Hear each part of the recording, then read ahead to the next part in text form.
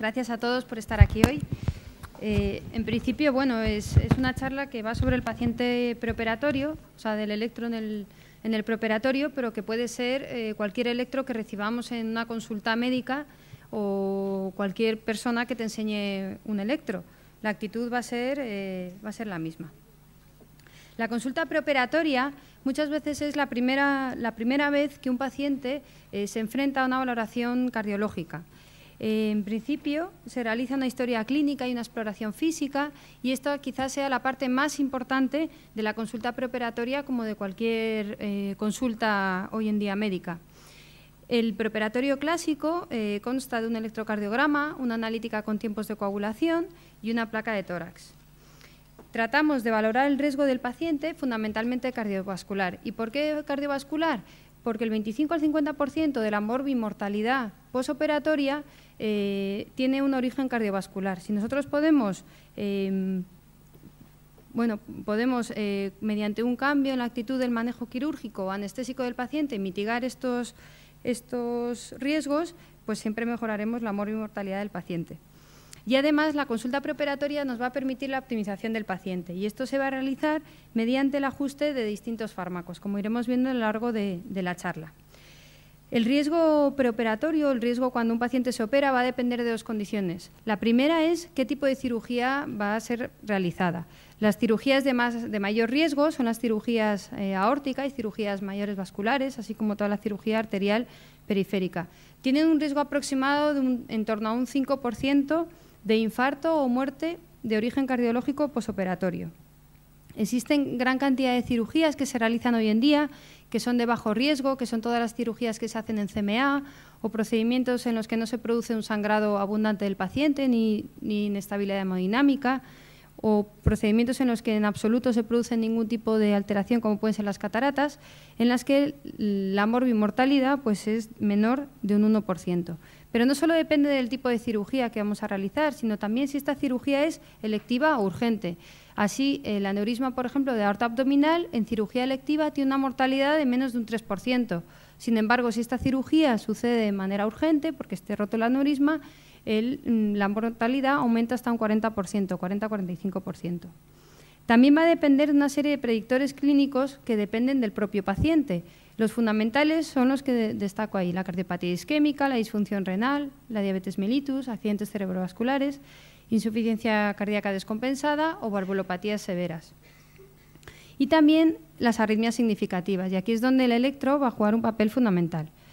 El bloqueo de alto grado, la taquicardia ventricular no sostenida con cardiopatía estructural, la taquicardia supraventricular con respuesta ventricular rápida, la taquicardia ventricular sostenida o cualquiera de estas condiciones van a hacer que los anestesistas, o bueno, los médicos en este caso, en cualquier consulta, tengamos un estrecho seguimiento del paciente, y en el caso de que este paciente se vaya a operar, procedamos o bien al retraso o a la cancelación de la cirugía. Pero ¿qué pasa? Que nos llega a nuestra consulta Javier, que tiene 40 años, es un chico sano y le vamos a operar de apendicitis. El electro, bueno, pues vemos que es una bradicardia que parece sinusal. ¿Y qué actitud vamos a tener? ¿Vamos a operar a este paciente? Bueno, pues no parece que haya ningún riesgo a priori, no parece que ahí vaya a tener riesgo de pararse. Como mucho, estos pacientes jóvenes lo que suelen hacer son síncopes vasovagales, por lo tanto prepararemos una atropina y poco más. Las bradicardias sinusales fisiológicas, en principio, pues no requieren más tratamiento. Como veis, esta es una bradicardia de 43 latidos sin mayor incidencia. Es importante, cuando un paciente acude a nuestra consulta y vemos un electro con bradicardia, preguntarle si esa bradicardia es suya o bien si es por la toma de betabloqueantes o cualquier otro tipo de frenadores del nodo. En aquellos casos que los pacientes tomen betabloqueantes, lo que sí se ha demostrado es que la suspensión del betabloqueante antes de la cirugía aumenta el riesgo cardiológico de manera brutal, sobre todo de arritmias y de infartos posoperatorios. Por lo tanto, todo paciente que vaya a ser operado y que esté tomando un betabloqueante, por favor, hay que mantener ese betabloqueante incluso el día de la cirugía. Sabéis que tiene que tener un ayuno de al menos 6 horas, de líquidos y sólidos. El betabloqueante se lo pueden tomar con un sorbito de agua, pues en cuanto se despierten. Ahora nos aparece Nick, que tiene 67 años, que es fumador, que es hipertenso y tiene síncopes de repetición. ¿Operaríais a este paciente? ¿Lo meteríais así en quirófano? A ver, vamos a ver este electro. Parece que, a ver si lo puedo ver aquí. Es que se ve muy pequeñito. Bueno, vemos que aquí hay una P seguida de un QRS, otra P seguida de un QRS y de repente vamos a ver que aquí hay una P pero que ya no vemos QRS. Volvemos a ver aquí otra P que no se sigue de QRS, por lo tanto esto sería o nos sugiere un bloqueo AV de segundo grado tipo MOVITS 2. Los bloqueos los estuvimos viendo ayer. ¿Meteríais este paciente en quirófano con un MOVITS 2? No, muy bien. Pues no lo meteríamos. Este paciente probablemente sea candidato a marcapasos. Entonces, ¿qué situaciones son aquellos trastornos de conducción que no necesitan mayor valoración por un cardiólogo y a los que podemos operar o que nos quedaríamos tranquilos si estamos en una consulta de atención primaria y vienen con este electro? Bueno, pues aquellos bloqueos o trastornos de la conducción que no requieren más valoración son el bloqueo AV de primer grado. Veis en el ejemplo inferior como tenemos un PR extremadamente largo, de más de 200 milisegundos. El bloqueo AV de segundo grado tipo Benkeback, aquel que va alargando el PR hasta que no conduce. El bloqueo completo de rama derecha, que casi aparece en un 30% de la población. El hemibloqueo izquierdo anterior. Incluso bloqueos bifasciculares, como puede ser el bloqueo de rama derecha junto con el hemibloqueo izquierdo anterior, tampoco requieren mayor valoración. Y por último, un bloqueo de rama izquierda, pero que ya sea previamente conocido, que el paciente te lo cuente. No, ya sé que tengo uno de mis cables, ya sé que no funciona. Estos pacientes tienen muy poca probabilidad de tener un bloqueo AV completo en quirófano, intraoperatorio o en el postoperatorio inmediato. Sin embargo, existen otros trastornos de la conducción, como vimos ayer, en los que sí que es necesario un seguimiento e incluso la colocación de un marcapasos. En el caso de que nos aparezca un paciente en la consulta de preanestesia con un bloqueo de rama izquierda no conocido previamente, es importante indagar un poco sobre la historia del paciente, si ha podido tener una isquemia silente, si es simplemente porque, porque le ha tocado y ya la edad hace que tenga su bloqueo de rama izquierda. Entonces sí que requeriría cierta valoración cardiológica. Aquellos bloqueos alternantes, es decir, que primero falla la rama izquierda y luego falla la rama derecha, es indudable que las dos ramas están enfermas. En un proceso intraoperatorio nos podría producir un bloqueo AV completo. El MOVITS 2 que acabamos de ver y aquellos todos que sean de alto grado, como vemos en los distintos ejemplos. Ahora nos aparece Julián, de 61 años, feliz con su nuevo marcapasos, y le vamos a operar de una hernia inguinal. Viendo ese electro, ¿vosotros le operaríais? A ver qué pasa. Vemos aquí que hay una espiga que se continúa de un QRS. Bueno, parece que el marcapasos sí que captura. Vemos, a ver, espera, es que me voy de... A continuación, vamos a ver, vemos aquí que hay una espiga en un lugar un poco extraño, ¿no? Para que haya una espiga, porque ya ha habido un QRS, esta espiga, ¿qué pasa? Que no está sensando. Luego, este marcapasos parece que tiene un fallo de sensado. El paciente parece que tiene ritmo propio, pero sin embargo el marcapasos no parece que esté viendo los latidos del paciente, como vemos aquí. En este caso no se sigue de un complejo QRS porque está dentro del periodo refractario, por lo tanto es imposible que haga otro QRS. ¿Operaríais a Julián, que está feliz con su nuevo marcapasos? No, efectivamente, no lo operaríamos. Le diríamos que fuera al cardiólogo a que se revise su marcapasos. Pero ¿qué es lo más importante cuando nos encontramos un paciente con marcapasos en la preanestesia? Bueno, lo más importante es saber si el paciente es o no dependiente de marcapasos. ¿Por qué? Porque un paciente que no es dependiente de marcapasos tiene menos posibilidades de que tengamos un bloqueo AV completo en quirófano. Un paciente que es dependiente de marcapasos tiene bastantes posibilidades. ¿Por qué? Porque el quirófano es un ambiente muy hostil para el marcapasos. Tenemos el bisturí eléctrico, tenemos la monitorización, tenemos alteraciones de fluidoterapia que también pueden afectar el funcionamiento de marcapasos. Tenemos imanes, tenemos la manipulación quirúrgica del cirujano que puede mover los cables, etcétera, etcétera. Entonces, lo más importante en un paciente con marcapasos siempre es saber si ese paciente es o no dependiente de marcapasos y cuándo ha sido su última revisión. ¿Qué puede pasar en quirófano? Pues puede pasar esto. A ver si os lo consigo. A ver. Esto es lo que se llama inhibición inapropiada y es un marcapasos, tenemos una espiga seguida de un complejo QRS, otra espiga seguida de un complejo QRS, otra espiga, un QRS y de repente vemos que hay una espiga, un QRS y luego vemos ruido y no sabemos muy bien qué hay debajo. Pero lo que sí podemos saber es, como esto sucedió en el laboratorio de electrofisiología y allí tienen, ¿dónde está? Y allí tienen los ventrículos, vemos lo que sucede en los ventrículos, vimos que igual que aquí tiene su QRS que coincide con la espiga, su QRS que coincide con la espiga, su QRS que coincide con la espiga, aquí también, pero cuando se produce este ruido vemos que a nivel ventricular no se produce ninguna actividad. Es decir, el marcapasos se está leyendo como actividad propia del el bisturí eléctrico. Por lo tanto, en aquellos pacientes que sean, y por lo tanto deja de funcionar, si el paciente es dependiente, el paciente se va a sincopar. Por lo tanto, aquellos pacientes que sean dependientes de marcapaso, conviene reprogramar a modo asíncrono, es decir, a modo fijo, que el marcapaso simplemente dé estímulos fijos a 70 latidos, lo que está acostumbrado el paciente, y que siempre sea mayor de su ritmo propio. El bisturí lo debemos poner en modo bipolar. El modo monopolar afecta mucho más al marcapasos. Y por último, la placa de bisturí y el circuito entre la placa y el bisturí debe estar lo más alejado posible del marcapasos para que éste se altere lo menos posible. Bueno, pues si el quirófano es un ambiente hostil para el marcapasos, imaginaos lo que puede ser para un desfibrilador automático. El desfibrilador va a percibir cualquier tipo de utilización del marcapaso del bisturí eléctrico como si fuera una FV o una TV, con lo cual va a empezar a dar choques sin ton ni son. Entonces es muy importante que todos aquellos pacientes que vayan a ser intervenidos y que tengan un DAI resincro, me da igual un DAI, primero se les inactive la terapia del DAI, segundo, intraoperatoriamente tengamos disponible un desfibrilador a mano, y tercero, una vez termine la cirugía, reprogramar el DAI, si además funciona como marcapasos, reprogramar el marcapasos y volver a comprobar que todo funciona correctamente. En este caso es lo que pasó es, en la imagen inferior, vemos que da un choque sobre la T, porque ha entendido que el bisturí eléctrico era una fibrilación ventricular y ha dado un choque. Con tan mala suerte que la da sobre la T y entonces sí que le ha producido al paciente una FV, que es lo que veis aquí.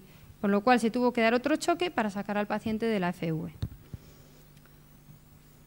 Ahora llega Vicky, que tiene 67 años, que simplemente es hipertensa y que le van a operar de una colecistectomía. ¿Veis lo que pasa? ¿Que operaréis a este paciente?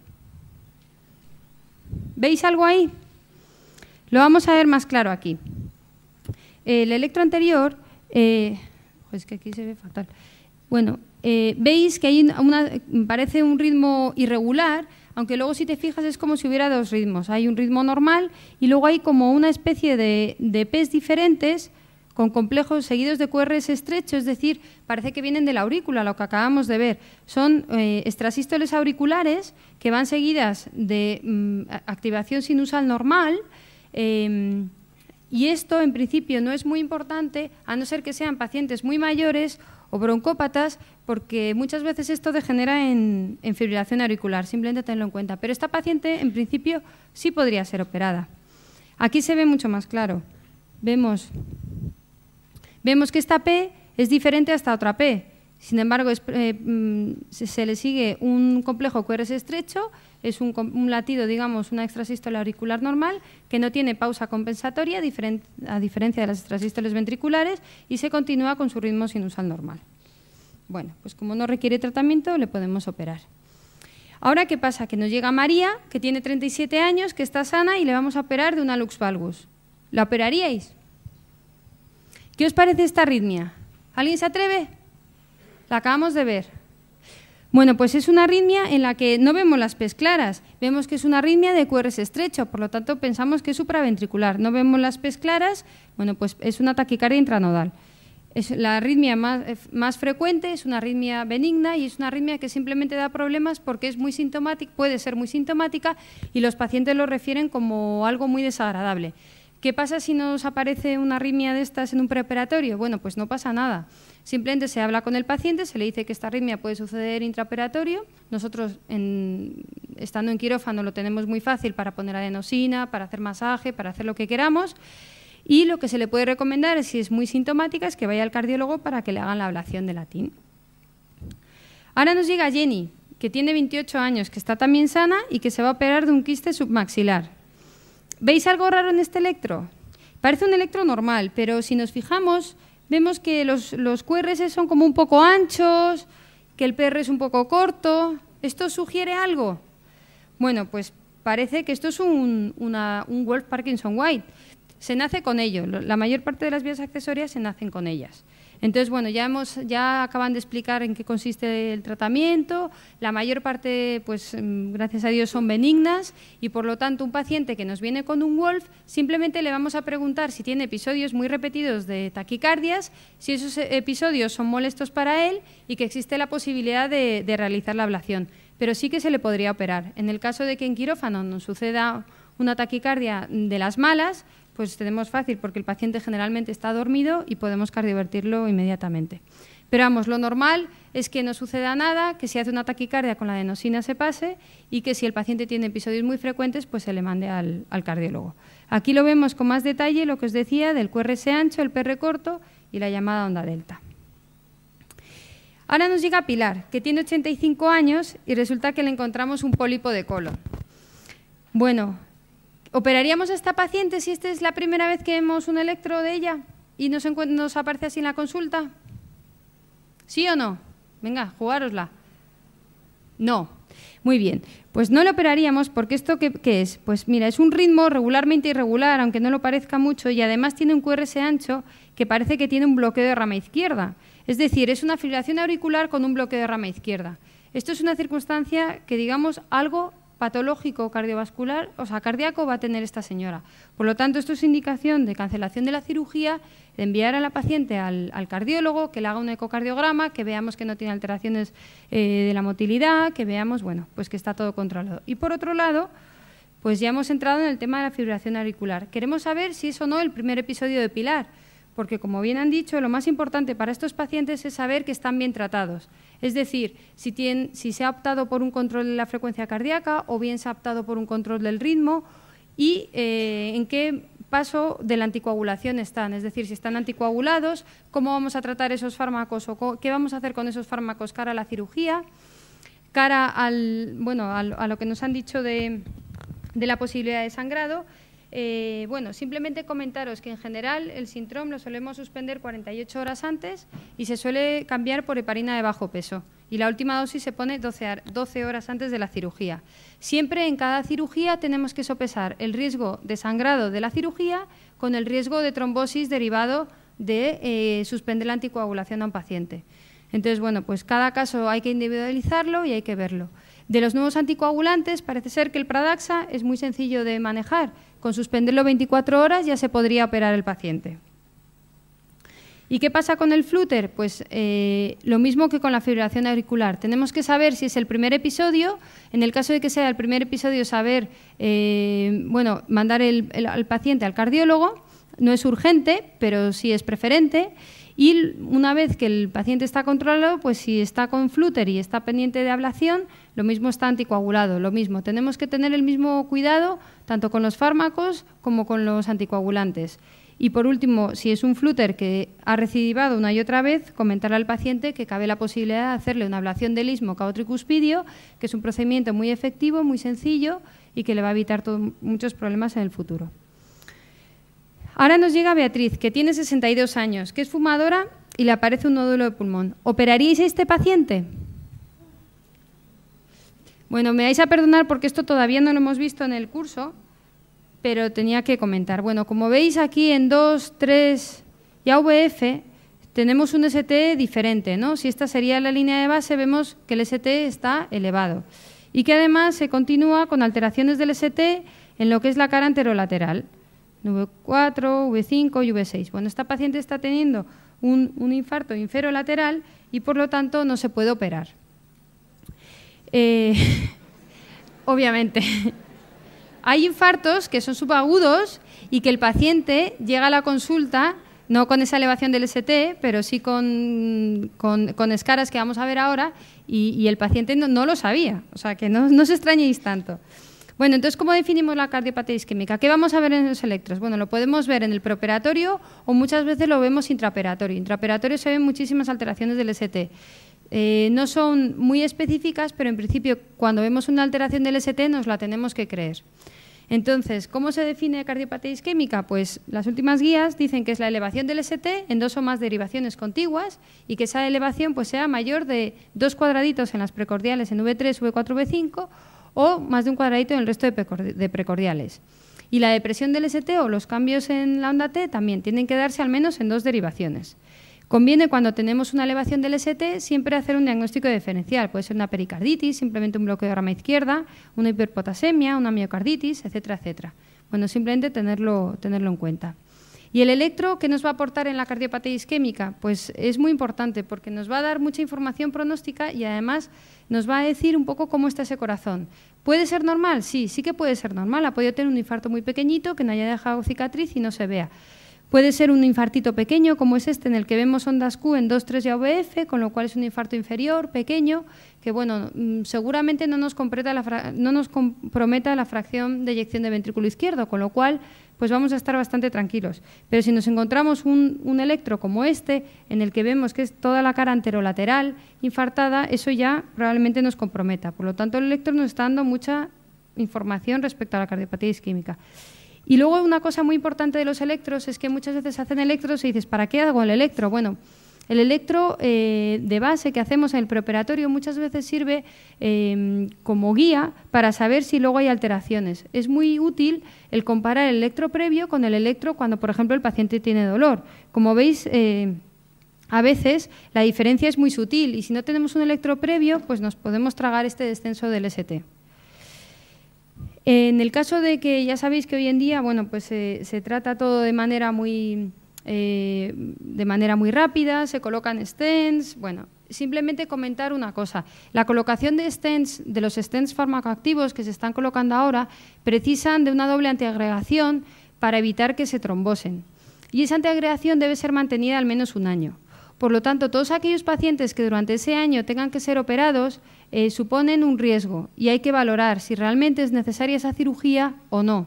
Si se puede dilatar y se puede dejar para dentro de un año, es mejor dejarla.